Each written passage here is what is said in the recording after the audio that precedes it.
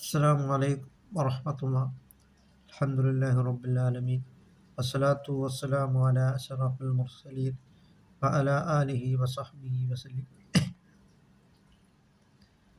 പുണ്യമായ റബീഉൽ അവ്വൽ മാസത്തിലാണ് നാം നിലനിൽക്കുന്നത്.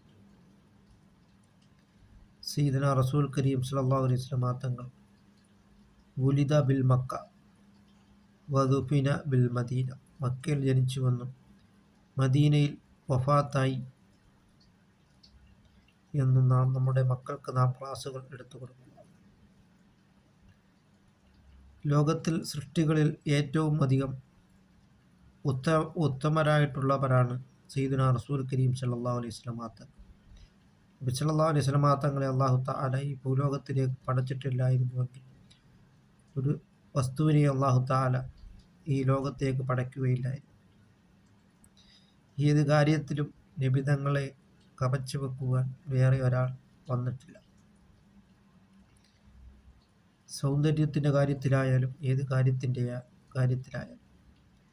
അങ്ങനെ നാം മഹബ്ബത്തു റസൂലില്ലാഹി സ്വല്ലല്ലാഹു അലൈഹി വസല്ലം, നബി സല്ലല്ലാഹു അലൈഹി വസല്ലം തങ്ങളെ നാം കൂടുതൽ മഹബ്ബത്ത് വെക്കുവാനും സ്നേഹിക്കുവാനും നാം ശ്രമിക്കുക. അതുകൊണ്ട്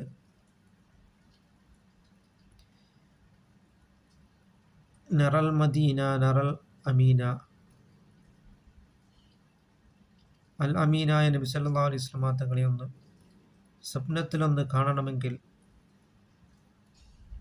അവിടുത്തെ ഒന്ന് അനുഭവിക്കണമെങ്കിൽ, അവിടുന്നൊന്ന് മുസാഫഹത്ത് ചെയ്യണമെങ്കിൽ നാം ഹറാമു പ്രവർത്തിക്കുന്നതിനെ തൊട്ട്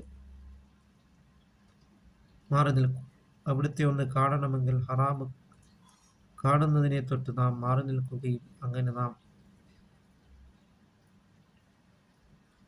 നബിയു താഹിറായ നബി സല്ലല്ലാഹു അലൈഹി വസല്ലം തങ്ങളെ കാണണമെങ്കിൽ നാം എല്ലാ തെറ്റുകുറ്റങ്ങളിൽ നിന്നും നാം വിട്ടു നിൽക്കുകയും അങ്ങനെ നാം അള്ളാഹുവിലേക്ക് നാം മടങ്ങുകയും ചെയ്യുക.